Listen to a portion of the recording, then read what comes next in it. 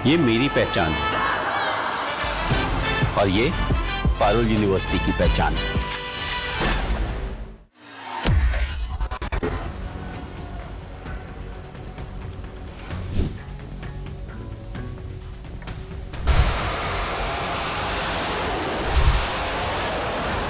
Iran और America के बीच का ये तनाव दिन ब दिन बढ़ता जा रहा है और इस बीच एक अमेरिकी अधिकारी ने रॉयटर्स को बताया है कि पेंटागन के एक आंतरिक ईमेल में उन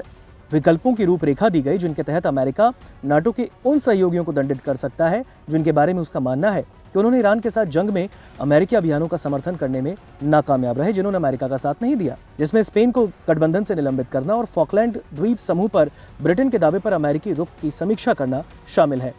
सूत्रों के मुताबिक अधिकारी ने बताया है कि नीतिगत विकल्पों का विस्तृत विवरण एक नोट में दिया गया, जिसमें ईरान जंग के लिए संयुक्त राज्य अमेरिका को पहुंच, सैन्य अड्डे और हवाई उड़ान के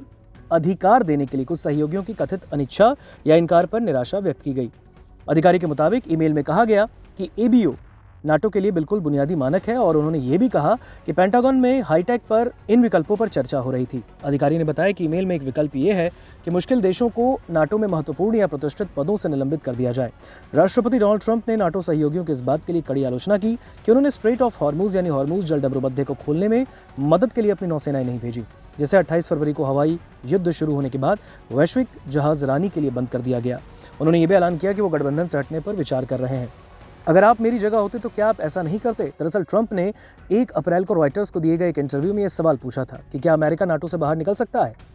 लेकिन अधिकारी ने कहा कि ईमेल में ऐसा कोई सुझाव नहीं दिया गया कि संयुक्त राज्य अमेरिका ऐसा करे। इसमें यूरोप में सैन्य अड्डे बंद करने का भी कोई प्रस्ताव नहीं। हालांकि अधिकारी ने यह बताने से मना कर दिया कि विकल्पों में यूरोप से कुछ अमेरिकी सेनाओं की व्यापक रूप से अपेक्षित वापसी शामिल है या नहीं। ईमेल पर टिप्पणी के लिए पूछे जाने पर पेंटागन के प्रेस सचिव ने कहा, जैसा कि राष्ट्रपति डोनाल्ड ट्रंप ने कहा है, संयुक्त राज्य अमेरिका ने हमारे नाटो सहयोगियों के लिए जो कुछ भी किया उसके बावजूद वो हमारे लिए मौजूद नहीं थे।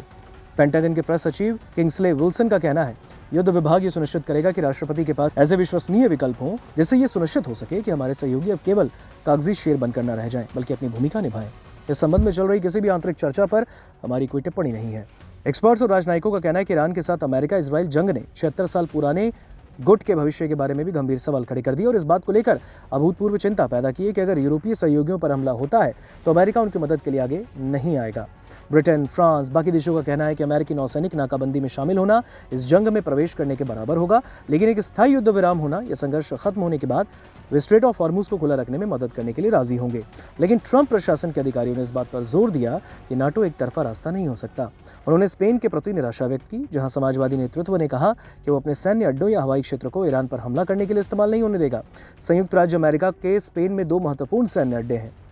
रोटा नौसेना स्टेशन और मोरोन हवाई अड्डा। अधिकारी ने ईमेल का सारांश देते हुए कहा है कि ईमेल में उल्लिखित नीतिगत विकल्पों का मकसद नाटो सहयोगियों को एक कड़ा संदेश देना है, जिसका टारगेट यूरोपियों की ओर से विशेषाधिकार की भावना कम करना है। इस ईमेल में यह भी तर्क दिया गया कि स्पेन को गठबंधन से निलंबित करने के विकल्प का अमेरिकी सैन्य अभियानों पर सीमित प्रभाव पड़ेगा, लेकिन इसका प्रतीकात्मक प्रभाव महत्वपूर्ण होगा। हालांकि अधिकारी ने यह खुलासा नहीं किया कि संयुक्त राज्य अमेरिका स्पेन को गठबंधन से निलंबित करने के लिए क्या कदम उठा सकता है, और रॉयटर्स तुरंत ये पता नहीं लगा सका कि नाटो में ऐसा करने के लिए कोई मौजूदा तंत्र है भी या नहीं। साइप्रस में यूरोपीय संघ के नेताओं की बैठक से पहले, जिसमें नाटो के पारस्परिक सहायता खंड सहित कई विषयों पर चर्चा होनी थी, स्पेन के प्रधानमंत्री ने रिपोर्ट के बारे में पूछे जाने पर कहा,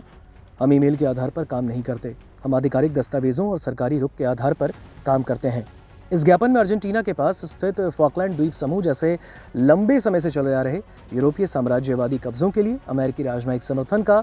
फिर से एक बार मंथन करने पर विचार करने का विकल्प भी शामिल है। अमेरिकी विदेश विभाग की वेबसाइट पर कहा गया कि इन द्वीपों का प्रशासन यूनाइटेड किंगडम द्वारा किया जाता है, लेकिन अर्जेंटीना अभी भी इन पर अपना दावा करता है, जिससे लिबर्टेरियन राष्ट्रपति जेवियर मिलेई ट्रंप के सहयोगी हैं। अर्जेंटीना के द्वारा द्वीपों पर कब्जा करने के असफल कोशिशों के बाद ब्रिटेन और अर्जेंटीना ने साल 1982 में द्वीपों को लेकर एक संक्षिप्त युद्ध लड़ा था। अर्जेंटीना के सरेंडर से पहले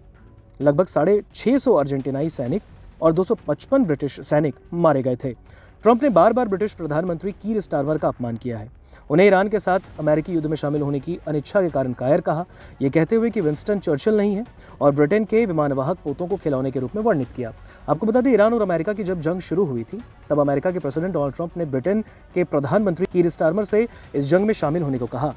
हालांकि जब कीर स्टारमर ने कहा कि उनका इस युद्ध से कोई लेना देना नहीं, उनके देश का कोई लेना देना नहीं, इस पर डोनाल्ड ट्रंप काफी बौखला गए और उन्होंने कीर स्टारमर और ब्रिटेन को काफी कुछ कहा। ब्रिटेन ने शुरू में अमेरिका के उस अनुरोध को कबूल नहीं किया जिसमें 2 ब्रिटिश ठिकानों से ईरान पर हमला करने के लिए अपने विमानों को इजाजत देने की बात कही गई, लेकिन बाद में ईरानी जवाबी कार्रवाई के बीच ब्रिटिश नागरिकों सहित क्षेत्र के निवासियों की रक्षा के मकसद से रक्षात्मक अभियानों की इजाजत देने पर सहमति व्यक्त की। अब इसी महीने की शुरुआत में पेंटागन में जर्नलिस्ट को संबोधित करते हुए रक्षा सचिव पीट हेग्सेथ ने कहा, ईरान के साथ इस जंग से बहुत कुछ उजागर हो गया है। ये देखते हुए कि ईरान की लंबी दूरी की मिसाइलें अमेरिका को निशाना नहीं बना सकती लेकिन यूरोप तक पहुंच सकती हैं। रक्षा सचिव पीट हेग्सेथ ने कहा, हमें सवाल, बाधाएं या हिचकिचाहट का सामना करना पड़ता है। अगर आपके पास ऐसे देश हैं जो जरूरत पड़ने पर आपका साथ देने को राजी नहीं है तो आपका गठबंधन ज्यादा मायने नहीं रखता।